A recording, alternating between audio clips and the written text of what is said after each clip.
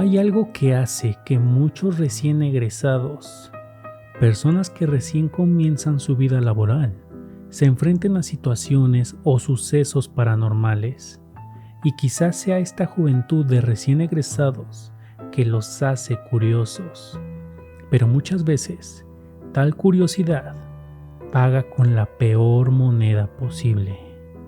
Paga con un evento aterrador y traumante que puede cambiar su vida para siempre.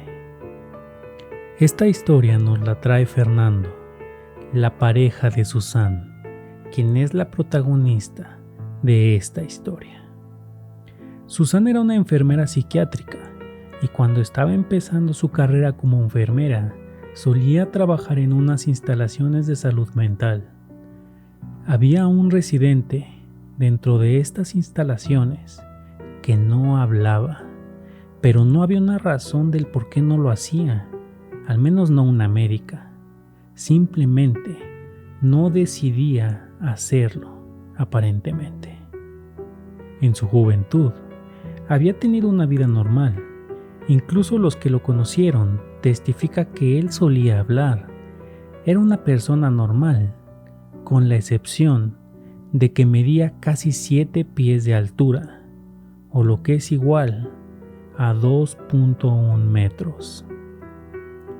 Había vivido al sur y se había unido al ejército cuando tenía 19 años, pero durante una de sus misiones, él desapareció.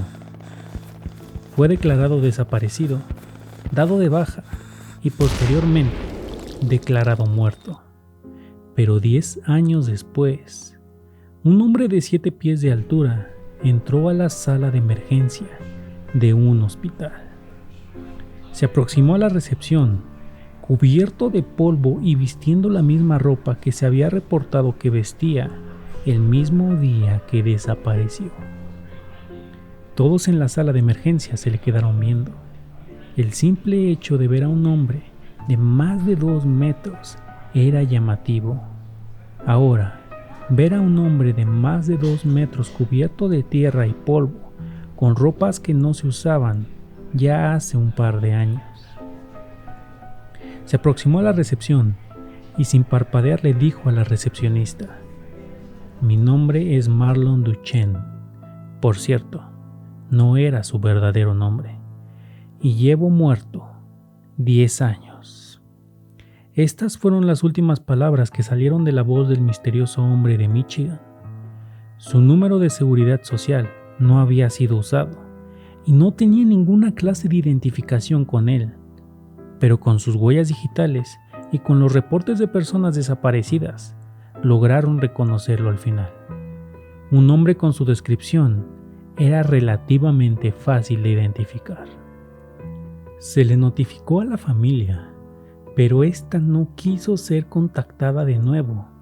Decían haber llorado suficiente su pérdida y que la persona que estaba en el hospital no era su familiar. Marlon solía caminar sin un rumbo lógico durante el día, moviendo su boca como si estuviera hablando o murmurando una plática con alguien o algo. Pero aunque te acercaras lo suficiente, no se alcanzaba a escuchar un solo sonido. Tenía un atemorizante hábito de dejar caer su cabeza hacia atrás y abrir su boca como si riera. Susan se dio cuenta que siempre solía mover su boca, siguiendo el mismo patrón, antes de soltar esa risa muda, pero no se podía escuchar ni siquiera su respiración. Se intentó distintas cantidades de medicinas y tratamientos, pero ninguno parecía ayudar a la condición de esta persona que decidía, aparentemente, ser muda. Susan se interesó más y más en eso que creía que Marlon decía antes de dejar ir su cabeza hacia atrás y soltar su típica y aterradora risa silenciosa. Empezó a estudiar todo el día a las personas a su alrededor, familiares, amigos, al mismo Fernando, intentando descubrir cómo movían la boca las personas al momento de decir cada palabra en su idioma, y cuando creyó tener dominado el arte de leer los labios, procedió a ver a Marlon durante su tétrica rutina, con cuaderno en mano y pluma lista para escribir. Cuando el momento llegó, ella ya sabía que estaba por decir sus famosas palabras mudas. Antes de esa risa, puso toda su atención y escribió lo que creyó leer en los labios de este hombre. Marlon terminó de decir esas palabras, recargó su cabeza hacia atrás y soltó su típica risa muda. Susan leyó las palabras, tomó su pluma y empezó a rayar la hoja con mucha desesperación por unos 10 o 15 minutos. Después se tranquilizó y arrancó la hoja donde había escrito tales palabras que la habían intrigado por un par de meses. Miró la hoja y salió del hospital sin decir una sola palabra. Lo que sea que estaba escrito en esa hoja, la había traumatizado lo suficiente como para no decir una sola palabra. Empezó a caminar, tomó su carro y se dirigió a su casa. Cuando Fernando llegó esa noche, vio a Susan sentada en el sillón, quien nunca volvió a pronunciar palabra alguna para nadie.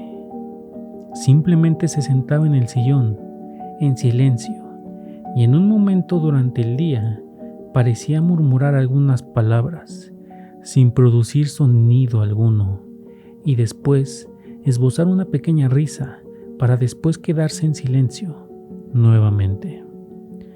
Actualmente, Susan se encuentra recluida en un hospital psiquiátrico, cuidado irónicamente por las personas que tienen su misma profesión. Y no hay día que no repita su misterioso y aterrador ritual de murmuros y risas silenciosas. Ahora, si te lo estás preguntando, Fernando encontró el pedazo de papel, todo rayado en su mayoría. No había forma de descifrar el mensaje completo, solo una pequeña parte se podía leer. 3 palabras que no habían sido cubiertas completamente por la tinta de la desesperada Susan, y las palabras eran: no existe arriba. Todo mundo en el hospital sabe qué fue lo que pasó, qué fue lo que trastornó a Susan, pero nadie se ha atrevido a intentar descifrar el misterioso mensaje que dejó a Susan muda, e incluso nadie se atreve a mirarla mientras parece hablar antes de soltar esa tétrica risa muda.